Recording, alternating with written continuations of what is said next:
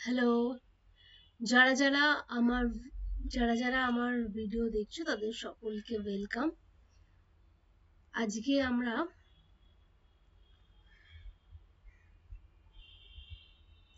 বিষয় সংক্ষিপ্তকরণের একটি ক্লাস করব।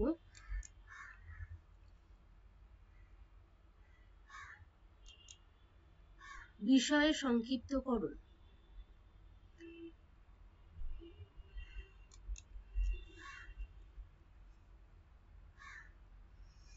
তো বিষয় সংক্ষিপ্তকরণ নিয়ে আমি আগেও বলেছি যে বিষয় সংক্ষিপ্তকরণের ক্ষেত্রে যেটা করতে হয় সেটা কি না, সেটা হচ্ছে কোনো একটা অনুচ্ছেদ সেটাকে ঠিক তার হাফের হাফ করে লিখতে হয়। এটা হচ্ছে বিষয় সংক্ষিপ্তকরণের নিয়ম, যে কোনো একটা অনুচ্ছেদকে সেটার একের তৃতীয় অংশ কিন্তু লিখতে হয়, একের তৃতীয় অংশ।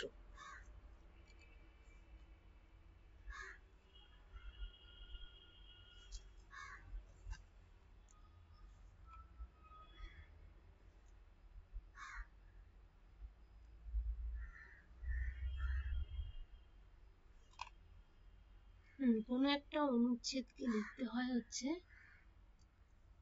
একের তৃতীয় অংশ।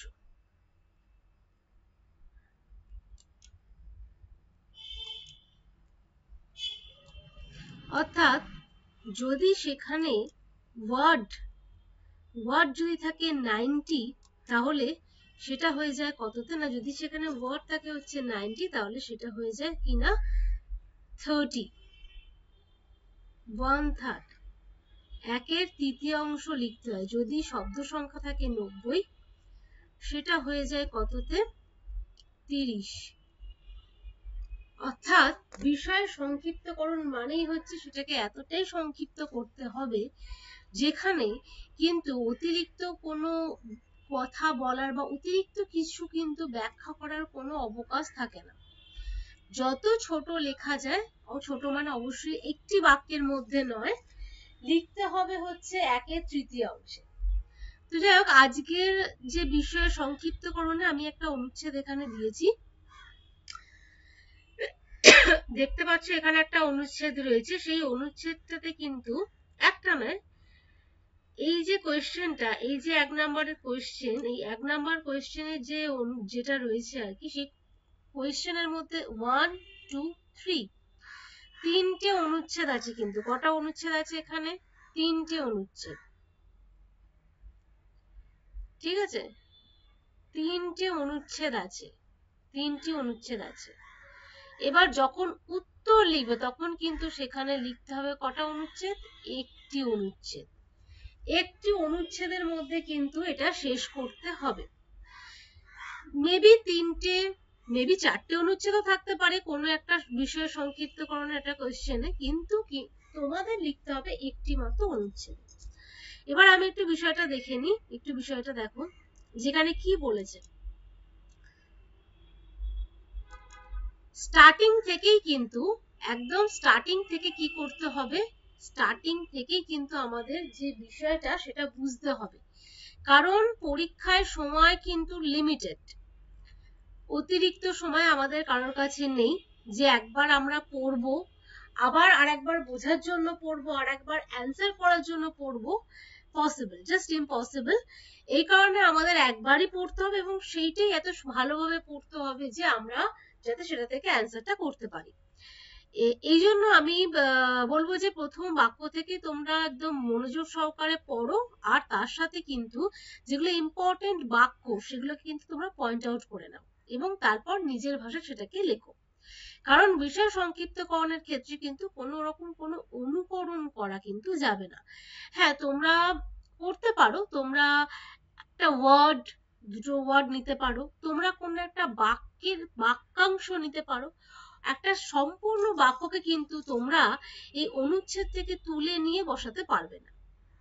বিষয় সংক্ষিপ্তকরণ বা সারমর্ম মানে সেখানে কিন্তু নিজেকে লিখতে হবে, নিজের মনোভাব নিজের মতো করে সেখানে লিখতে হবে। অবশ্যই সেটা যাতে বিষয়ের সাথে সাযুজ্য বজায় রাখে সেটাও মাথায় রাখতে হবে এবং তার সাথে লিখতে হবে চলিত ভাষায়। সহজ সরল চলিত ভাষা। এবার চলিত ভাষায় মানে কি, যে ভাষায় কথা বলছি, হ্যাঁ কথা বলছি, আমার যে মান্য চলিত যে ভাষাটা সেই ভাষায় লিখতে হবে। দেখো আমরা তো অনেকে আমরা যদি এখন লিখতে যাই, আমরা তো বাংলা ভাষা, অবশ্যই এটা বাংলা ডেসক্রিপটিভ, বাংলা বর্ণনামূলক এই বিষয়টা, তাহলে নিশ্চয়ই আমরা বাংলা ভাষায় লিখবো। এবার আমরা কোন বাংলা ভাষাটাই লিখবো, কোন চলিতে লিখবো?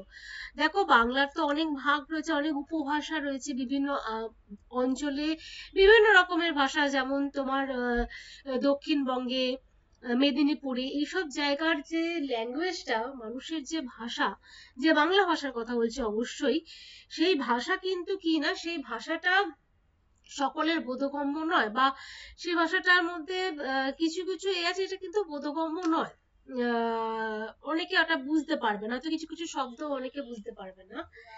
যার ফলে কি হয়েছিল বলতো, যখন এই যে গদ্য সাহিত্যের উন্মেষ হয়েছিল, সেই সময় তো সংস্কৃত পণ্ডিত যারা আর কি, তাদের হাতে যখন এসছিল, তখন তারা সংস্কৃত শব্দে ভরে সেটাকে জটিল করে তুলেছিল, এবং যার ফলে সাধু ভাষায় সেই সময় প্রচলিত ছিল। তারপর ধীরে ধীরে যখন সেটাকে মানে ভাবা হলো যে তাহলে যে সাহিত্য লেখা হচ্ছে, তাহলে কেন লেখা হচ্ছে গদ্য কেন, যদি সাধারণ মানুষ পড়ে বুঝতে না পারলো, তাহলে সেই গদ্যের মর্ম কি?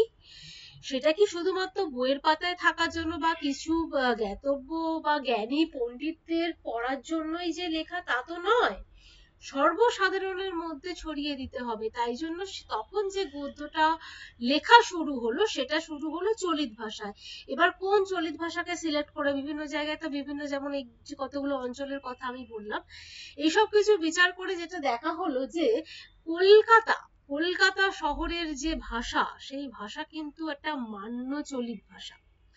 সেই ভাষাটা এমন ভাষা যেটাকে উৎকৃষ্ট বলা যেতে পারে, যেটাকে সরকারিভাবে, যেটাকে সংবাদপত্রে, যেটাকে অফিসিয়াল ল্যাঙ্গুয়েজ হিসেবে শুধু নয়, যেটাকে সাহিত্যের পাতাতেও স্থান দেওয়া যেতে পারে। এইসব ভাবনা চিন্তার পর মানুষের মুখের যে মান্য চলিত ভাষা, অর্থাৎ যেটা কলকাতা শহরের ভাষা, সেটাকেই কিন্তু প্রাধান্য দেওয়া হয়েছে। কারণ এই ভাষাটা কিন্তু সবাই মোটামুটি বুঝতে পারে, এবং যদি কোনো এরকম গ্রাম থেকে কেউ আসে, আমি গ্রামকে ছোট করছি না, আমি বলতে চাইছি যে এরকম কিছু অঞ্চল, যেমন মেদিনীপুর থেকে শুরু করে দক্ষিণবঙ্গের কিছু যে ছোট ছোট যে কিছু আর কি অঞ্চল আছে, সেই অঞ্চল থেকে যদি কেউ কলকাতায় এসে বসবাস শুরু করে, তারাও কিন্তু ধীরে ধীরে কি হয় না, এই ভাষার সাথে কিন্তু তারা একাত্ম হয়েছে, এবং এই ভাষায় তারা কথা বলতে শুরু করে, দিনের পর দিন থাকতে থাকতে, এরকম তো ঘটেই। তো এখানে যে চলিত ভাষার কথা বলছি, সেটা কোন চলিত ভাষা, সেটা হচ্ছে মান্য স্ট্যান্ডার্ড বেঙ্গলি ল্যাঙ্গুয়েজ, মান্য চলিত ভাষা। সেই ভাষায় তোমাদের উত্তর লিখতে হবে। এবার আমি বিষয়টাতে আসছি, কি বলছে দেখো, বলছে যে জগৎ ও জীবনের রহস্য পরম সত্য। ঠিক আছে, তাহলে এই যে জগৎ, এই যে জীবন, এর যে রহস্যটা, সেটা কি বলছে, এটা হচ্ছে পরমতম সত্য, সেটার মধ্যে মিথ্যা বলে কিছু নেই। বলছে আধ্যাত্মিক উন্নয়ন, বিশ্ব সৃষ্টির মূলীভূত শক্তির সন্ধানে মানুষ ঈশ্বরের শরণাপন্ন নয়। তাহলে মানুষ ঈশ্বরের কেন সেবা করছে, আরেকটু লাইন বলে আমি বলছি, সৃষ্টির আদিম ক্ষণ থেকে মানুষ এক অতিলৌকিক শক্তিকে ঈশ্বরের মর্যাদায় উন্নীত করেছে। এই শক্তিকে বিশ্ব নিয়ন্তা, অবিনাশী শক্তি বলে বলা হয়েছে। মানুষ মনে করে যে তিনি বিশ্ব স্রষ্টা, তিনি স্বয়ংভূ, তিনি বাক্য, মন, চক্ষুর অগোচর। মানুষ তাই ঈশ্বরকে খুঁজে বেড়ায় দেবালয়, অর্থাৎ মন্দির, মসজিদে, গির্জা প্রভৃতি স্থান। মানুষ ভাবে ওই সমস্ত স্থানে ঈশ্বরের বসবাস। তাহলে দেখো, এই যে জগৎ, কি বলতে চাইছে, এই জীব, এই জগৎ, এই জীবন, এগুলো কেন সৃষ্টি হলো, বা এগুলো সৃষ্টির পিছনে রহস্যটা কি, এই উদ্ঘাটন নিয়ে কিন্তু মানুষ ঈশ্বরের সেবা করে না, বরং মানুষ ঈশ্বরের আরাধনা করেন এই কারণে, কারণ মানুষ মনে করে যে তিনি সর্বশ্রেষ্ঠ, তিনি এই গোটা বিশ্বকে নিয়ন্ত্রণ করছেন, তিনি অবিনাশী, অর্থাৎ তার কোনো ধ্বংস নেই, তার কোনো বিনাশ নেই। তাহলে এই যে একটা কনসেপ্ট মানুষের, মানে তিনি অতিলৌকিক। আমরা জানি ঈশ্বরকে আমরা কেউ চোখে দেখতে পাই না, এই যে একটা কনসেপ্ট যেটা দিনের পর দিন চলে আসছে, এইটার বশবর্তী হই বা এটার এটার দ্বারা আর কি অনুপ্রাণিত হয়ে মানুষ একমাত্র ঈশ্বরকে খুঁজে বেড়ান বা ঈশ্বরের আরাধনা করে এবং কোথায় যায়, তাই জন্য গির্জা থেকে মন্দির, মন্দির থেকে গির্জা, এই বিভিন্ন যে স্থান যেটাকে ঈশ্বরের আর কি স্থান বলা, মানে ঈশ্বরের বসবাস স্থান বলা হয়, তো সেখানে মানুষ মনে করে যে, এখানে ইনফ্যাক্ট এই লাইনটা বলেছে যে মানুষ মনে করে যে ওই সমস্ত স্থানে ঈশ্বরের বসবাস। তাহলে দেখো এখানে কিন্তু এই এতগুলো লাইন ব্যবহার করা হয়েছে একটাই কিন্তু কথাকে বলার জন্য, তাই আমরা কিন্তু এতগুলো লাইন ব্যবহার করব না। জগৎ ও জীবনের রহস্য পরমতম সত্য, এই লাইনটা আমরা বাদ দেব। আমরা ডিরেক্টলি কি বলবো, যে আমরা এরকম ভাবে বলতে পারি যে ঈশ্বরের যে সেবা, জীবের যে সেবা, সেটাই তো ঈশ্বরের সেবা। তো এইভাবে আমরা বলতে পারি যে রহস্যময় জীবন আর জগতের মূল শক্তির অনুসন্ধানে মানুষ ঈশ্বরের আরাধনা করে না বলে আমরা এইভাবে বলতে পারি যে বিশ্ব নিয়ন্তা, পরম শক্তিশালী, অবিনশ্বর, সব একসাথে আমরা বসিয়ে দিলাম। ঈশ্বরকে মানুষ জগতের সৃষ্টিকর্তা রূপে পূজা করে। এই দুটো লাইনের মধ্যে কিন্তু আমরা এই একটা যে অনুচ্ছেদকে নিয়ে চলে আসলাম। নেক্সট কি বলছে, কিন্তু বাস্তব বুদ্ধি দিয়ে বিচার করলে দেখা যায় যে জীবের মধ্যেই ঈশ্বরের বাস। ঠিক আছে, জীবের মধ্যে কি না, জীবের মধ্যেই হচ্ছে ঈশ্বরের বাস। তাহলে এটা কিন্তু কি না, এটা কিন্তু মানুষ এটা কিন্তু এই যে জীবের মধ্যে যে ঈশ্বরের বাস, এটা যদি আমরা বাস্তব বুদ্ধি দিয়ে চিন্তা করি তাহলে বুঝতে পারবো। তার কারণ আমরা তো ঈশ্বরকে চোখে দেখতে পারি না, আমরা জানি না, আমরা দেখিনি কখনো ঈশ্বরের যে রূপ, অবশ্যই মূর্তি হিসেবে গড়া রয়েছে, কিন্তু সেই মূর্তি কি কথা বলে? বলে না তো। সেই মূর্তি তো কথা বলে না, সেই মূর্তি তো হাঁটাচলা করে না, কিন্তু আমাদের মনে হয় সেই মূর্তির মধ্যে ঈশ্বর আছে, কিন্তু তাকে আমরা আবার চোখেও দেখতে পাই না। কিন্তু আমরা চোখে দেখতে পারি মানুষকে। আমরা সবাই এটা কথিত যে মানুষ হচ্ছে আমাদের যে আত্মা, এটা নাকি পরমাত্মারই অংশ, অর্থাৎ আমরা সকলে ঈশ্বরের নাকি সন্তান। তাহলে ঈশ্বরের সন্তানের মধ্যে তো ঈশ্বরের অংশ আছে। তাহলে এই যে কতগুলো মানুষ যাদেরকে আমরা চোখের সামনে দেখতে পারি, তারা তো তারা হচ্ছে তারা ঘুরে ফিরে বেড়াচ্ছে, তারা হেঁটে চলে বেড়াচ্ছে এবং তারা অনেক এমন কাজ করছে যেগুলো খুবই বিস্ময়কর কিছু কাজ তারা করছেন। তাহলে এই যে জীব, আমরা ঈশ্বরকে চোখে দেখতে পাচ্ছি না কিন্তু মানুষকে দেখতে পাচ্ছি, তাদের যদি আমরা সেবা করি সেটা কি ঈশ্বরের সেবা নয়? ঈশ্বরকে পেতে মন্দির মসজিদে যাবার প্রয়োজন নেই। জীবকে আন্তরিকতার সঙ্গে সেবা করলেই প্রকৃতভাবে ঈশ্বরের সেবা কিন্তু করা হয়। মন্দিরে যাচ্ছি, মসজিদে যাচ্ছি, সত্যি কি সেটার প্রয়োজন আছে? যদি আমরা মন থেকে সেসব, আমরা যদি মন থেকে জীবের সেবা করি, তাহলে কি আমাদের পূজা কমপ্লিট হয় না? তাহলে কি আমাদের পূজা বা আমাদের আরাধনাটা কি মানে বাস্তবায়িত হয় না? কি বলছে যে তথাপি কিছু মানুষ আছে যারা আনুষ্ঠানিক ধর্মাচরণ, পূজা, মন্ত্র, আরাধনা ইত্যাদির মাধ্যমে ঈশ্বরকে লাভে তৎপর হয়, কিন্তু জীবকে অবজ্ঞা করে মানুষের নারায়ণকে উপেক্ষা করে কখনোই কিন্তু ঈশ্বরের অনুসন্ধান সার্থক হতে পারে না। কিন্তু সেখানে আমি জীবকে অবহেলা করছি, সেখানে আমরা নারায়ণ, অর্থাৎ এই যে মানুষের রূপে যে নারায়ণ, তাকে অবহেলা করছি, করে আমরা কি করছি না, ঈশ্বরের সেবা করছি। সেটা তাহলে কি সত্যিকারের ঈশ্বর সেবা হচ্ছে? যুগে যুগে বহু মনীষী জীব সেবাকে ঈশ্বর প্রাপ্তির চরম উপায় বলে নির্দেশ করে গিয়েছেন। আর্তের সেবা, অসহায়ের উদ্ধার, পীড়িতের শুশ্রূষা, সর্বোপরি জাতি, ধর্ম, বর্ণ নির্বিশেষে জীবের প্রতি প্রীতি প্রদর্শন করাই ঈশ্বর লাভের শ্রেষ্ঠ উপায়। জীবের মধ্যে দিয়ে ঈশ্বরের প্রকাশ, অতএব জীব সেবাতেই ঈশ্বর পরিস্ফুট হয়। দেখো তাহলে এই এত বড় একটা অনুচ্ছেদ, কিন্তু এর মধ্যে দিয়ে কি বোঝাতে চেয়েছে? এটাই বোঝাতে চেয়েছে যে মানুষের মধ্যেই আসলে ঈশ্বরের বাস। জীব সেবাই হচ্ছে প্রকৃত ঈশ্বর সেবা। তাই মন্দির মসজিদে তাকে না খুঁজে পীড়িতের যদি শুশ্রূষা করা যায় বা পীড়িতকে মানে যারা আর কি সত্যিকারের আর্ত বা যারা সত্যিকারের দরিদ্র তাদেরকে যদি সাহায্য করা যায় তাহলেই কিন্তু ঈশ্বরের সেবা সম্ভব বলে কিন্তু আমরা এত বড় অনুচ্ছেদ না লিখে এইটুখানি লিখতে পারি। এইভাবে আমরা লিখতে পারি যে ঈশ্বরের সন্ধানে মন্দির থেকে গির্জায় মানুষ ধর্মাচরণ করে, কিন্তু মানুষের অন্তরে হচ্ছে ঈশ্বরের প্রকৃত অধিষ্ঠান। আমরা এরকম ভাবে লিখতে পারি। তাই মানুষকে অবহেলা করে ঈশ্বরের অনুসন্ধান মূল্যহীন এটুখানি লিখে কিন্তু আমরা কি করতে পারি। আর একটা অবশ্যই এখানে ইম্পর্টেন্ট যেটা হচ্ছে যে এটা সর্বোপরি যে জাতি ধর্ম বর্ণ নির্বিশেষে, এটা কিন্তু খুব ইম্পর্টেন্ট একটা লাইন, যে জাতি ধর্ম বর্ণ নির্বিশেষে মানুষের সেবা ঈশ্বরকে উপলব্ধি করা যায়। সেবাই মানুষকে উপলব্ধি মানে ঈশ্বরকে উপলব্ধি করা যায় হচ্ছে মানুষের সেবার মধ্যে দিয়ে।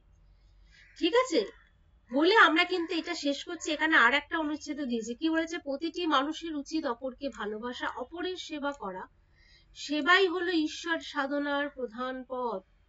যেদিন মানুষ জীব সেবাকে ঈশ্বর সেবার প্রধান পদ হিসেবে বেছে নেবে সেই দিন মানুষ প্রকৃত ঈশ্বরের সন্ধান পাবে। এই হচ্ছে এখানে লাস্ট বলে এটা শেষ হয়ে গেল। তো এখান থেকে একটা লাইন আমরা বলতে পারি যে যে জীব সেবাই ঈশ্বর সাধনার প্রকৃত পথের সন্ধান। এইটুখানি আমরা বলতে পারি যে জীব সেবাই কি না ঈশ্বর সাধনার প্রকৃত পথের সন্ধান দেয় বলে এই একটা লাইন এখান থেকে আমরা নিতে পারি। এইভাবে আমরা কিন্তু পুরো যে মানে সংক্ষিপ্ত মানে বিষয়ের সংক্ষিপ্তকরণ সেটাকে কিন্তু আমরা এরকম ভাবে ছোট করে লিখতে হবে। এই হচ্ছে টেকনিক। অনেক লাইন থাকবে যেগুলো অতিরঞ্জিত মানে বড় দরকার নেই, দুটো তিনটে বাক্যের মধ্যে দিয়ে একই অর্থ বোঝানোর চেষ্টা করছে, তাহলে দুটো তিনটে বাক্য দেওয়ার তো প্রয়োজন নেই। একটা বাক্যে কি বোঝাতে চাইছে সেটা লিখে দাও। এইভাবেই দেখবে যত প্র্যাকটিস করবে ধীরে ধীরে দেখবে তোমরা নিজেরাই বাক্যটা কিন্তু সংকুচিত করে মানে বাক্যগুলোকে ছোট ছোট করে পুরো অনুচ্ছেদটাকে সংকুচিত করে কিন্তু তোমরা একের থার্ডে নিয়ে আসতে পারবে। তোমাদের অ্যান্সারটা আমি একটুখানি বলে দিচ্ছি অ্যান্সারটা।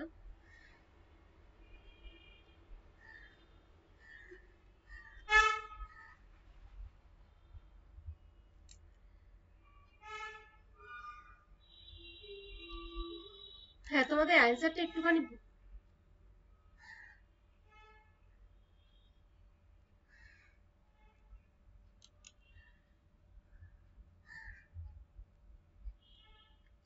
হ্যাঁ তোমাদের অ্যান্সারটা আমি আরেকবার বলে দিচ্ছি, মানে অ্যান্সারটা একটুখানি দেখে নাও।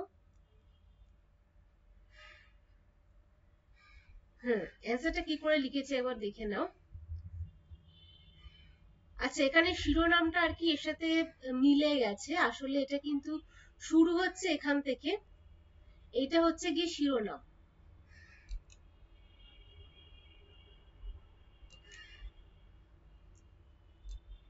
এটা হচ্ছে গিয়ে কি না শিরোনাম, এটা হচ্ছে শিরোনাম।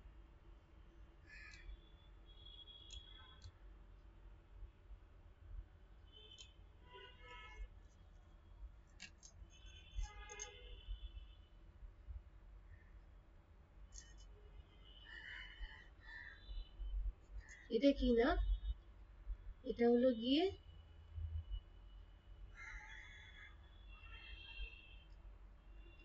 শিরোনাম।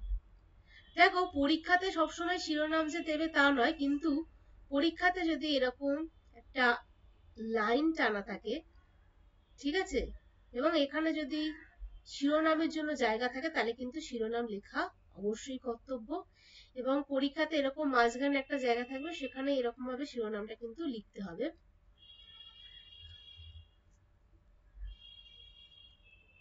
জীবের সেবাই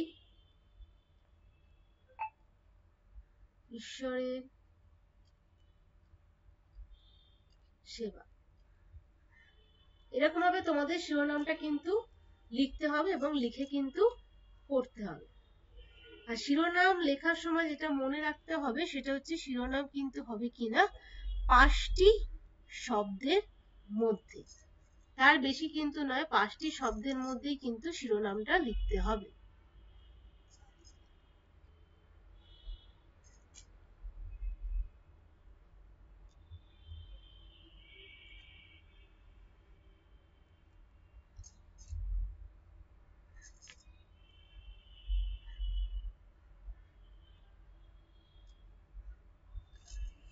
ঠিক আছে, দেখো এখানে 4টি শব্দ রয়েছে, তোমাদের 5টি শব্দের মধ্যে শিরোনামটা লিখতে হবে। 4টি বা 3টি শব্দের মধ্যে লেখার চেষ্টা করো, সব থেকে ভালো। তাহলে উত্তরটা একটু দেখে নাও যে কিভাবে লিখেছি, সেটা একটু দেখে নাও।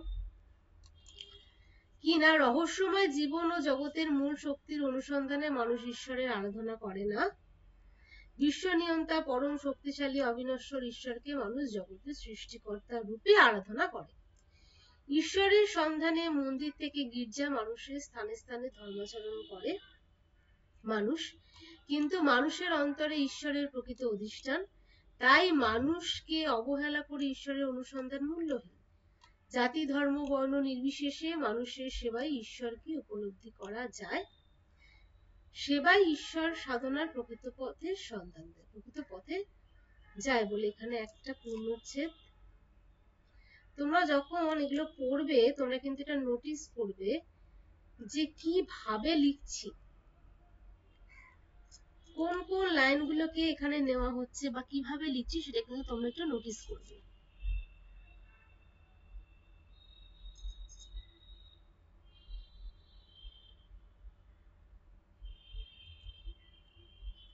যায় পথের সন্ধান দেয়। আচ্ছা, এই হচ্ছে, এবার আমরা নেক্সট যেটা আছে সেটাতে দিয়ে যাচ্ছি একটু। কি বলছে, বিষয় অনুসারে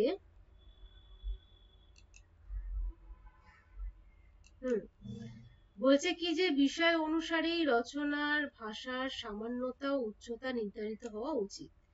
রচনার প্রধান গুণ এবং পরিবার মাত্র যাহার অর্থ বোঝা যায়, অর্থ গৌরব থাকিলে তাহাই সর্বোৎকৃষ্ট রচনা। ঠিক আছে, তা কি বলছে যে বিষয় অনুসারে ভাষার যে মানে একটা বিষয়, সেটা কোন বিষয় নিয়ে আলোচনা হচ্ছে তার উপর ভাষাটা সামান্য হবে নাকি সেটা উচ্চ হবে, সেটা কিন্তু কি হয় না, নির্ধারিত করা উচিত। বলছে রচনার যে প্রধান গুণ, পরিবার মাত্র যাহার অর্থ বোঝা যায়, অর্থ গৌরব থাকিলে তাহাই সর্বোৎকৃষ্ট রচনা। বলছে বলছে কিন্তু একটা রচনার প্রধান গুণ কি না, পড়া মাত্র যেটার অর্থ আমি বুঝতে পারলাম, সেটাই কিন্তু সর্বোৎকৃষ্ট রচনা। ভাষা যে উচ্চ হলে সেটা সর্বোৎকৃষ্ট রচনা হবে না।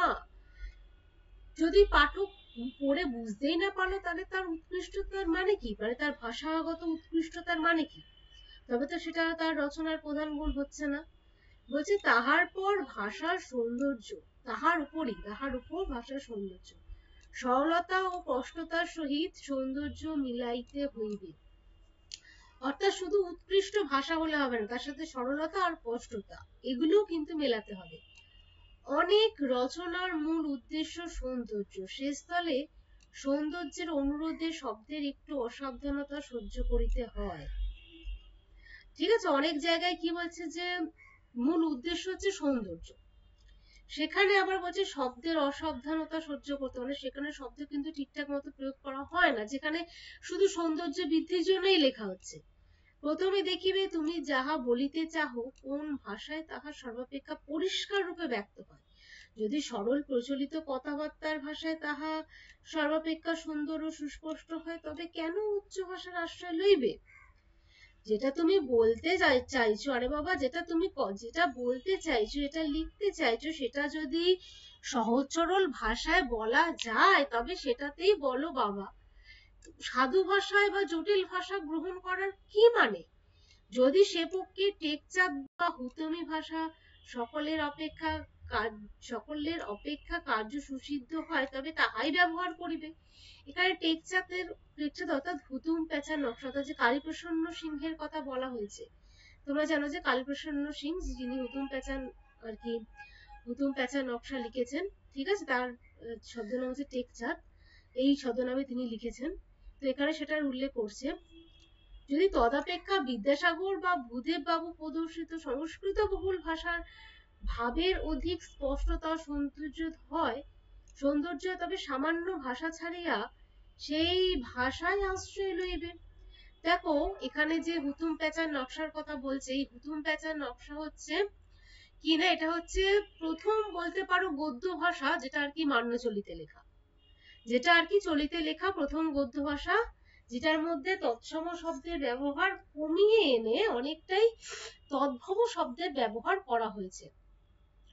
তো এই যে আর তার বলছে সেটা গ্রহণ যদি করতে চাও করতে পারো, সেটা তো চলিত ভাষা। আর না হলে ভূদেব এর কথা বলছেন, ভূদেব তারপরে বিদ্যাসাগরের কথা বলছেন, এদের যে গদ্যের ভাষা সেটা কিন্তু অনেকটাই সংস্কৃত শব্দের বাহুল্য রয়েছে, এটা জটিল আর কি। বলছে তবে সামান্য ভাষা ছাড়িয়া সেই ভাষার আশ্রয় লইবে, যদি তাহাতেও কার্যসিদ্ধ না হয় তবে আরো উপরে উঠিবে, প্রয়োজন হইলে তাহাতেও আপত্তি নাই, নিষ্প্রয়োজনেই আপত্তি। কি বলছে?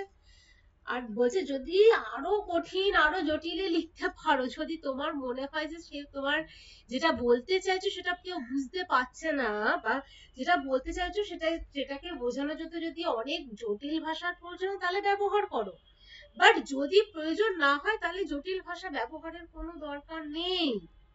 কারণ যদি সহজ সরল ভাষায় পাঠক কি বলতে চেয়েছেন লেখক বুঝতে পারে তাহলে সেটাই সর্বোৎকৃষ্ট, সেটাই কিন্তু সর্বোৎকৃষ্ট ভাষা, এখানে সেটাই বলতে চেয়েছে।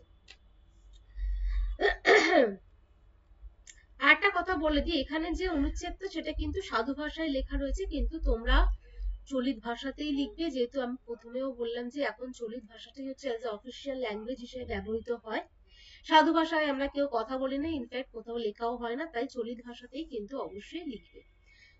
দেখো আমি একটু দেখিয়ে দিচ্ছি যে আমি অ্যান্সারটা দেখো কি লিখেছি। এই যে এটা হচ্ছে বিষয়,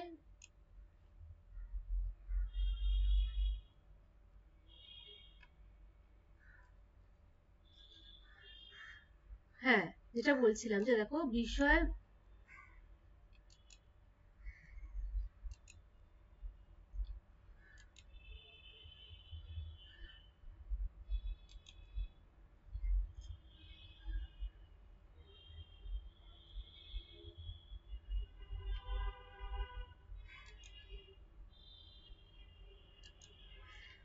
দেখো এখানে বিষয় ও ভাষা এটা হচ্ছে শিরোনাম, শিরোনামগুলো আসলে অ্যান্সারের সাথে অ্যাড হয়ে গেছে, তোমরা কিন্তু একটু লিখেও নিও। এখানে শিরোনামটা হচ্ছে কিনা বিষয় ও ভাষা।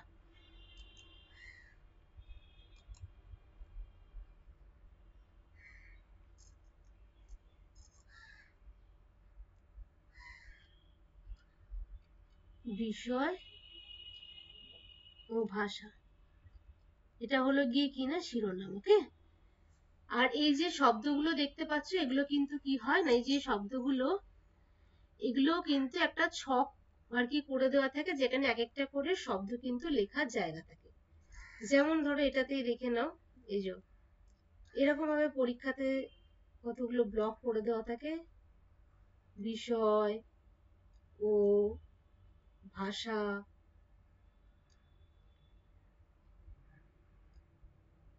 এরকম ভাবে কিন্তু পরীক্ষায় এক একটা করে ব্লক থাকবে এবং তার মধ্যে একটা করে ওয়ার্ড কিন্তু লিখতে হবে।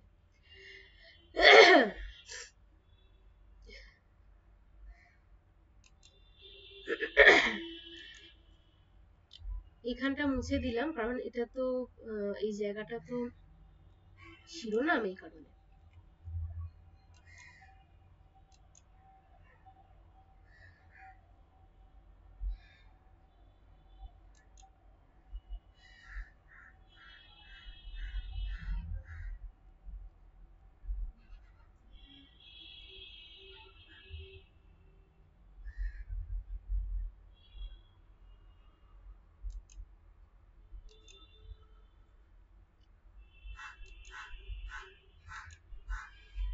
হ্যাঁ যেটা বলছিলাম, এটা হচ্ছে শিরোনাম, এই কারণে মুছে দিলাম। তাহলে দেখো কি লিখেছি, দেখো চলিত ভাষা, হ্যাঁ বিষয় অনুসারে চলিত ভাষা বা গুরুগম্ভীর সংস্কৃত ভাষার প্রয়োগ করা উচিত। রচনার অর্থ গৌরবের সাথে ভাষার সৌন্দর্য থাকলে তা সর্বোৎকৃষ্ট রচনা হয়। এখানে স্পেলিংটা ভুল আছে, কথাটা হচ্ছে সর্বোৎকৃষ্ট।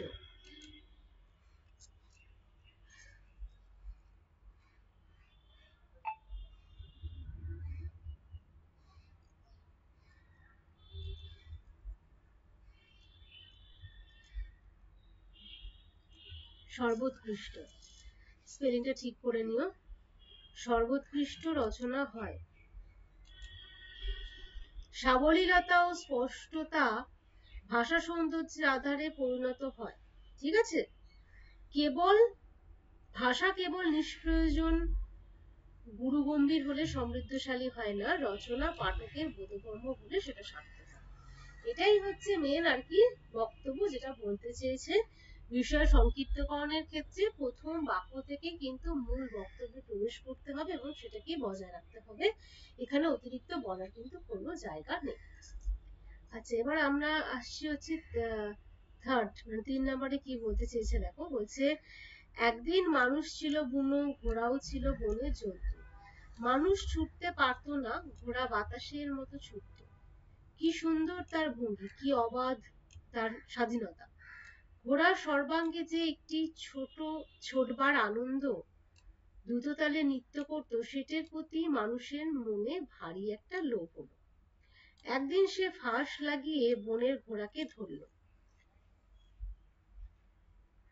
কেশর ধরে তার পিঠের ওপর চড়ে বসে নিজের দেহের সঙ্গে ঘোড়ার 4 পা জুড়ে নিল। এই 4টে পাখি সম্পূর্ণ নিজের বশ করতে তার অনেক দিন লেগেছে। সে অনেক পড়েছে, অনেক মরেছে, কিন্তু কিছুতেই দমেনি।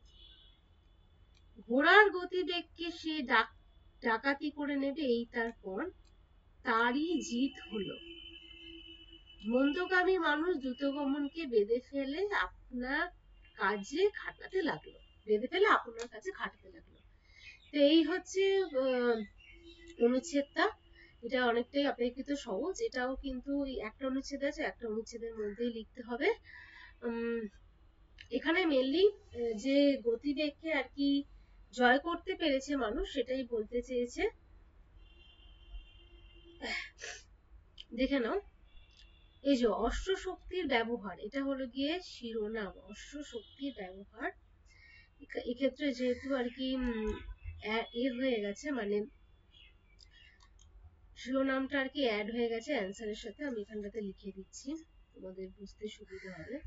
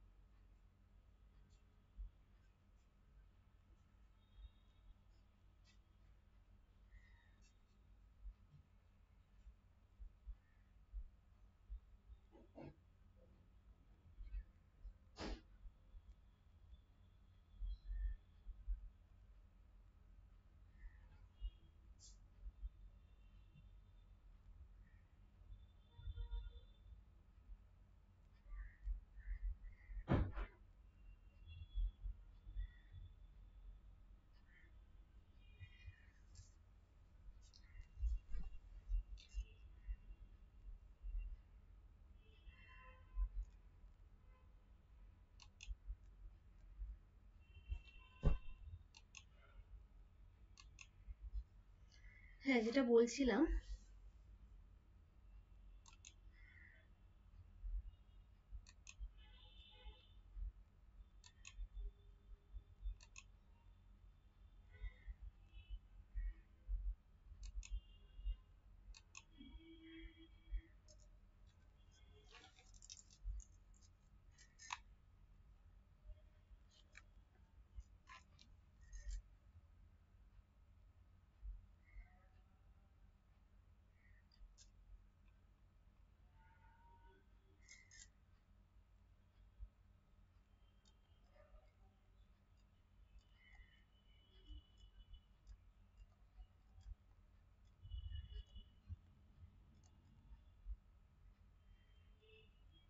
এটা হচ্ছে কি শিরোনামটা।